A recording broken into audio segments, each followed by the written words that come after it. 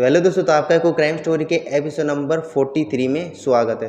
दोस्तों आज मैं आपको महाराष्ट्र के पालघर इलाके के वसाई में आपको एक ऐसा हादसा बताने वाला हूँ। दोस्तों यहाँ से क्या होता है, दिन दहाड़े यहाँ से एक शख्स लगभग यहाँ से सुबह के 8 बजकर लगभग 40 से 45 मिनट हो रही होगी। उस समय दोस्तों एक शख्स अचानक से एक लड़की की बहुत ही बेरहम तरीके से हत्या कर देता है। दोस्तों वेपन जो होता है वो स्पेनर होता है, जिसे यहाँ से रीच भी कहते हैं, जो नट बोल्ट खोलने वगैरह के काम आता है। वो लगभग यहाँ से 10 से 12 बार उसकी सिर में लगातार वार करता रहता है, जिससे दोस्तों मौके पे ही उस लड़की की बहुत ही बेरहम तरीके से हत्या हो जाती है। तो दोस्तों आपको बताता हूँ, जहाँ पे वो इलाका था, जिस गली में यहाँ से उसने उस लड़की की हत्या करी थी, वो इतना चहल पहल वाला था कि सुबह लगभग यहाँ से सभी आते जाते रह रहे थे, पर किसी ने भी उस लड़की की यहाँ से मदद नहीं करी। यदि कोई यहाँ से कोई मदद करने के लिए सामने आता तो यहाँ से शायद वो लड़की जीवित होती, पर किसी ने भी यहाँ से मदद नहीं करी। सभी अपना मोबाइल निकाल कर वीडियो निकालते रहे, जिससे कि यहाँ से उस लड़की की मौके पर यहाँ से मौत हो चुकी। और दोस्तों आपको बताता हूँ, जिस लड़के ने उसे लड़की को मारा था, वो मारने के बाद वहीं पे बैठ गया और यहाँ से बहुत देर तक बड़बड़ाता रहा। पता नहीं उससे लड़की से क्या कह रहा था, मरने के बाद भी कितना फ्रस्ट्रेट हुआ बैठा था कि यहाँ से उस लड़की को मारने के बाद भी 15 से 20 मिनट वो वहीं पे बैठा रहा। किसी ने दोस्तों यहाँ से जो लोकल पुलिस होती है, थाना इलाका था वहाँ के, उस पर यहाँ से कॉल करी। कॉल करने के बाद जो यहाँ से पुलिस टीम होती है आखिरकार दोस्तों मौके पे पहुँचती है।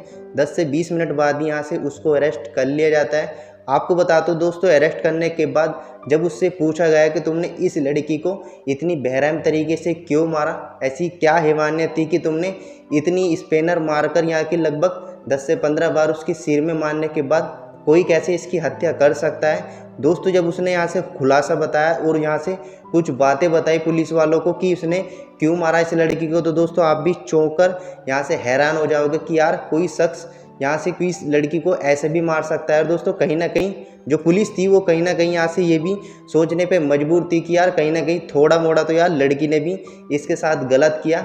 वही आज आपको मैं स्टार्टिंग से एंड तक बताने वाला हूँ कि दोस्तों ये केस स्टार्टिंग से और एंड तक यानी कि हत्या तक ये केस कैसे पहुँचा। तो दोस्तों बिना टाइम वेस्ट गवाए इस केस के पीछे की डार्क स्टोरी जानते हैं। तो दोस्तों इस केस की शुरुआत होती है यहाँ से हरियाणा से। हरियाणा में आपको बताता हूँ, जो यहाँ से आरोपी है, जो इस कहानी का यानी कि इस केस का मुख्य आरोपी है, उसका नाम दोस्तों रोहित यादव बताया जा रहा है। जो रोहित यादव होता है, यहाँ से बचपने में ही जो उसकी बहन होती है लगभग 2-3 साल की थी, उसकी करंट लगने से यहाँ से मौत हो जाती है। और जो उसके माता पिता होते हैं वो भी लगभग जब रोहित यादव यहाँ से 15 से 16 साल का था तो उसके माता पिता भी उसको छोड़ के चले गए थे, यानी कि उनकी भी यहाँ से किसी कारण हत्या हो जाती है।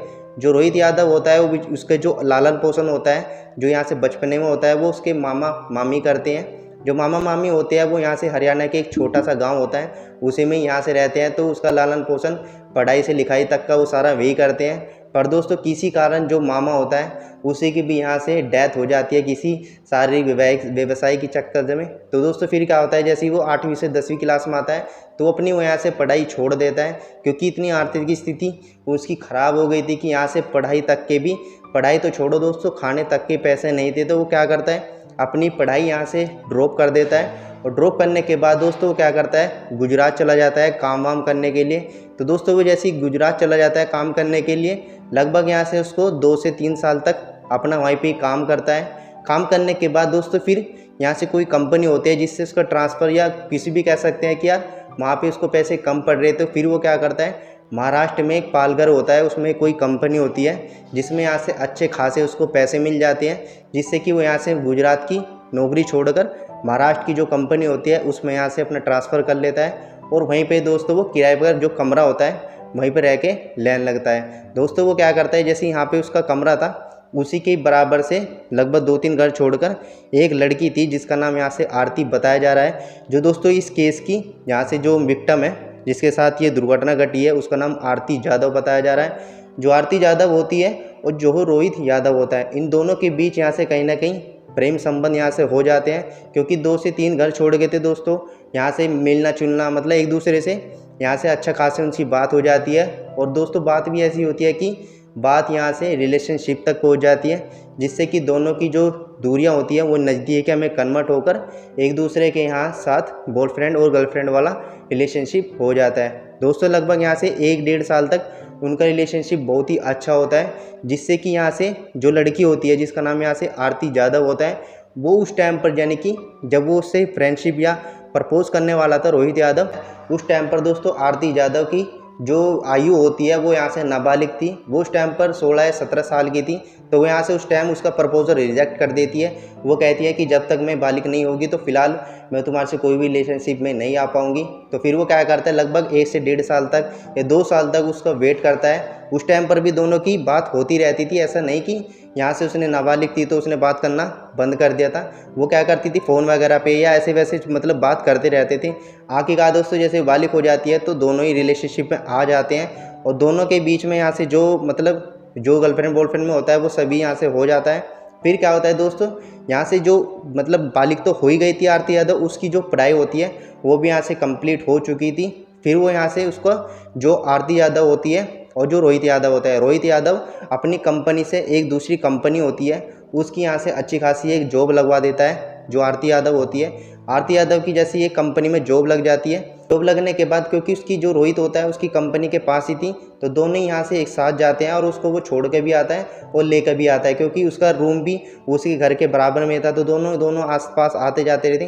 तो दोस्तों होता क्या है, जो आरती यादव होती है उसके घर वालों को भी पता था कहीं ना कहीं कि ये लड़की इससे मतलब जो लड़का इससे पसंद करता है। वो कहीं ना कहीं उसकी मदद भी करते थे उसके घर वालों के भी, क्योंकि जो आरती यादव होता है उसके भी फाइनेंशियल प्रॉब्लम थी। तो वो क्या करता था रोहित यादव, उनके घर पे भी यहाँ से पैसे वैसे जो भी फाइनेंशियल उनकी कमी होती थी उसको पूरा करता था। तो दोस्तों इसी बीच यहाँ से कोविड भी आ जाता है, जिससे कि वो उनकी फाइनेंशियल यहाँ से उनकी प्रॉब्लम यहाँ से सोल्व नहीं कर पाता है, क्योंकि यार वो सिचुएशन इतनी बड़ी हो चुकी थी कि यार अपनी खुद की मदद कर लो वही बड़ी बात थी। तो वो उतनी यहाँ से उनको पैसे वैसे नहीं दे पाता था। तो ऐसे ही दोस्तों लगभग यहाँ से 2 से 3 साल हो जाते हैं उनकी रिलेशनशिप को भी। दोनों में यहाँ से अच्छी खासी बात वगैरह सब होती थी। वो उनको लेके भी आता था, छोड़ के भी आता। वो कहीं ना कहीं दोस्तों एक बड़ा उपकार भी था कि यार उसने आरती यादव की उस कंपनी में जॉब भी लगवाई थी। दोस्तों फिर क्या होता है, जहाँ पे आरती यादव यहाँ से जॉब करती थी, सबसे बड़ा दोस्तों एक ट्विस्ट यहीं पे आता है। वो क्या करता है, यहाँ से जहाँ आरती यादव जॉब करती थी वहीं पे दोस्तों एक लड़का होता है, जहाँ से दोस्तों उसकी एक मुलाकात होती है एक लड़के से। वो जो लड़का होता है वो कहीं ना कहीं उसको पसंद करता था और कहीं ना कहीं आरती थी ये मैटर नहीं सुलझा कि क्योंकि वो आरती उसको पसंद करती थी नहीं पसंद करती थी। फिलहाल ये खुलासा नहीं हुआ है ये, पर कंफर्म था कि ये दोनों के बीच में कुछ ना कुछ तो चल ही रहा था। पर चलने के बाद दोस्तों इन दोनों की जो बात थी वो कहीं ना कहीं जो रोहित यादव होता है उसको पता चल गई थी, क्योंकि वो जब भी उसको फ़ोन वगैरह करता था और जैसे ही उसको छोड़ने लेके आता था, छोड़ने तो वो चला ही जाता था, पर जब लेके आता था तो कहीं ना कहीं वो उसको बहाना मिला रही थी कि आज मुझे थोड़ा लेट छूटूंगी या किसी भी कारण मुझे आज एक्स्ट्रा काम करना पड़ेगा। वो कहीं ना कहीं उसको शक हो गया था कि यहाँ से कहीं ना कहीं इस लड़के के साथ चक्कर चल रहा है। वो क्या करता है, उसको एक दिन क्या होता है दोस्तों, वो अपनी आंखों से भी देख लेता है कहीं ना कहीं दोस्तों जो उसका शक था। एक दिन दोस्तों वो यहाँ से पूरा भी हो जाता है।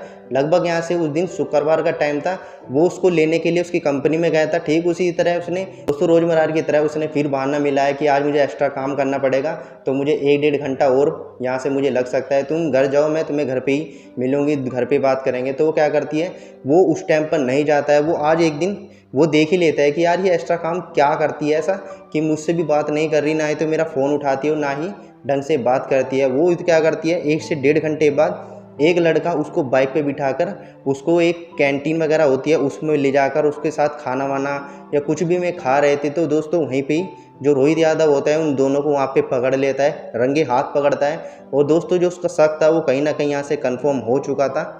आखिरकार दोस्तों ये सब होने के बाद वो उस टाइम पर तो कुछ नहीं कहता, चुपचाप ये सब होने के बाद वो वहाँ से फ़ोटो वगैरह उनके क्लिक करके वहाँ से चला जाता है। चला जाने के बाद दोस्तों क्योंकि वो कंपनी में पैदल ही जाता था, जो रोहित यादव होता है क्योंकि उसके पास बाइक नहीं थी, इतना भी नहीं कमाता था कि वो एक बाइक ले सके।